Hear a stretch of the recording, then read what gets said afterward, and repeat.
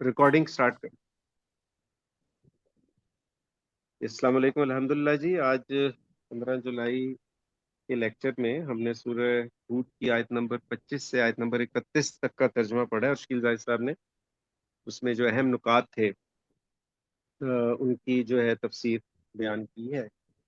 اور اس کے شروع میں تو مختلف جو انبیاء جن کا قرآن پاک میں ذکر ہوا ہے وہ جو ان کے اوریجنز تھے، جن علاقوں میں وہ انہوں نے اپنی قوم کو جو ہے وہ اللہ کا پیغام پہنچایا اور تبلیغ کی، تو اس حوالے سے انہوں نے میپ کے اوپر وہ سارے جغرافیکل ایریاز بھی بتائے. اور پھر آگے لیکچر پہ حضرت نوح علیہ السلام کی قوم کا جو معاملہ تھا جو کہ انتہائی شرک میں مبتلا تھی، اور وہاں پہ حضرت نوح علیہ السلام گئے اور انہوں نے دعوت دی. تو وہ جو حضرت نوح علیہ السلام کا واقعہ تھا اس کے حوالے سے جو سورہ ہود کی آیات میں جو ہے بیان کیا گیا ہے اس کی وضاحت کی ہے. اس میں ہم سوال جواب کا سلسلہ شروع کرتے ہیں. شکیل صاحب، میرا ایک چھوٹا سا سوال یہ تھا کہ یہاں بھی ہم نے پڑھا کہ عموماً ہوتا یہی ہے کہ جب انبیاء نے دعوت کا سلسلہ شروع کیا تو اس دور کے جو غریب لوگ تھے، جو جنرلی ان میں سے زیادہ تر لوگ جو ہے وہ مشرف با اسلام ہوتے ہیں، وہ اس دعوت کو قبول کرتے ہیں. لیکن جو اشرافیہ ہے وہ اپوزیشن میں ہی رہتی ہے عموماً شروع میں خصوصی طور پہ. اور ان کی ایکسپیکٹیشنز جس طرح بتایا تھا کہ جی وہ تھیں کہ جی پیغام لانے والا کوئی بہت ہی معفوق الفطرت قسم کی شخصیت ہو یا کوئی ایسی چیزیں دکھائے تو پھر ہی ہم لائیں گے، یعنی ہٹ دھرمی کا ان کا ایک انداز رہا. اچھا، اب یہاں پہ یہ تھا کہ حضرت نوح علیہ السلام کے حوالے سے خصوصی طور پہ کہ انہوں نے کافی عرصہ مطلب تبلیغ کی، کافی طویل تھا ان کا جو ہم نے سنا ہے کہ ان کی اپنی عمر بھی کوئی 900 سال سے زیادہ تھی اور حضرت نوح علیہ السلام کی، اور پھر بہت عرصہ تبلیغ کی، لیکن اس کے باوجود بہت کم لوگ ایمان لائے.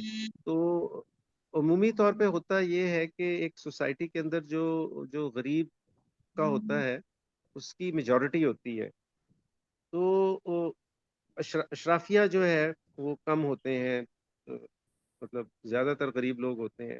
لیکن اس کے باوجود پرٹیکولرلی حضرت نوح علیہ السلام کی قوم میں بہت ہی کم لوگ ایمان لائے. تو اس کی کوئی تاریخی کوئی وجوہات ہیں کیا؟ اس کو تھوڑا سا ذرا ایکسپلین کر. دیکھیے، حضرت نوح علیہ السلام کے اوپر تو اتنے لوگ ایمان لے آئے تھے کہ وہ ایک کشتی میں آ گئے. حضرت لوط علیہ السلام کا جو ہے وہ یہ تھا کہ کوئی بھی ایمان نہیں لایا تھا. جب حضرت لوط علیہ السلام گھر سے نکلے ہیں تو آپ کے ساتھ صرف آپ کی 2 صاحبزادیاں تھیں اور پوری قوم میں کوئی بھی ایمان نہیں لایا. حضرت نوح علیہ السلام نے 950 برس کی 950 سال جو ہے بہت بڑا ٹائم ہوتا ہے. اچھا، اب یہ جو آپ نے بات کی ہے کہ وہ غریب، ظاہر ہے ہاں یہ بات صحیح ہے کہ وہ متوسط طبقہ یا غریب طبقہ جو ہے وہ عام طور پہ زیادہ ہوتا تھا. وہ اس کا جو ان کے ایمان نہ لانے کی جو ہے وہ ایک وجہ جو ہے وہ غلامانہ سوچ ہے.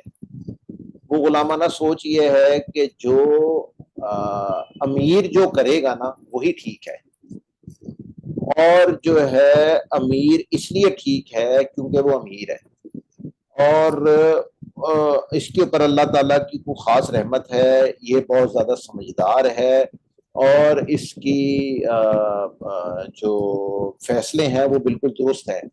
آج کل کے دور میں بھی مطلب یہ تو ہمارے علاقے کا محاورہ ہے نا کہ جس کے گھر دانے ہیں اس کے بے وقوف بھی سیانے ہوتے ہیں. تو یہ ہمیشہ سے یہی سوچ رہی ہے کہ جس کو جو عقل مند وہ ہے جس کے پاس پیسہ ہے. تو جب وہ پیسے والے ایمان نہیں لا رہے ہوتے تھے تو جو ہے وہ جو غریبوں کا بھی ایک بڑا طبقہ یہی سمجھا کرتا تھا کہ یہ لوگ جو ہے اگر نہیں لا رہے ایمان تو اس کا مطلب something is wrong somewhere in this تبلیغ وغیرہ جو ہے.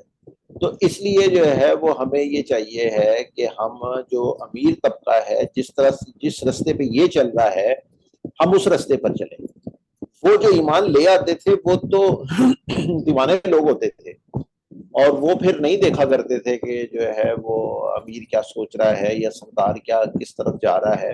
وہ تو جس چیز کو صحیح سمجھتے تھے وہ اس کے اوپر چلتے تھے. تو ایسے لوگ ہمیشہ کم رہے ہیں, اور مختلف زمانوں میں ان کی جو ریشو تھی وہ بھی مختلف رہی, کہ کبھی ایسے دیوانے زیادہ تھے, اور کوئی ایسا زمانہ بھی تھا کہ جب ایسے دیوانے جو تھے وہ نہ ہونے کے برابر تھے.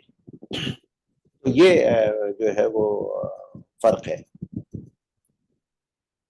ٹھیک جی, شکریہ جی. جی پارٹیسپینٹ میں کوئی اگر سوال ہے آج کے لیکچر کے حوالے سے یا کوئی ضمنی سوال ہے تو وہ بھی پوچھ سکتے ہیں جناب. جی وی صاحب, عازم صاحب, فاروق بھائی, عارف صاحب بھی ہیں. کوئی اگر آج کے لیکچر کے حوالے سے سوال ہے تو برائے کرم آپ پوچھ لیں.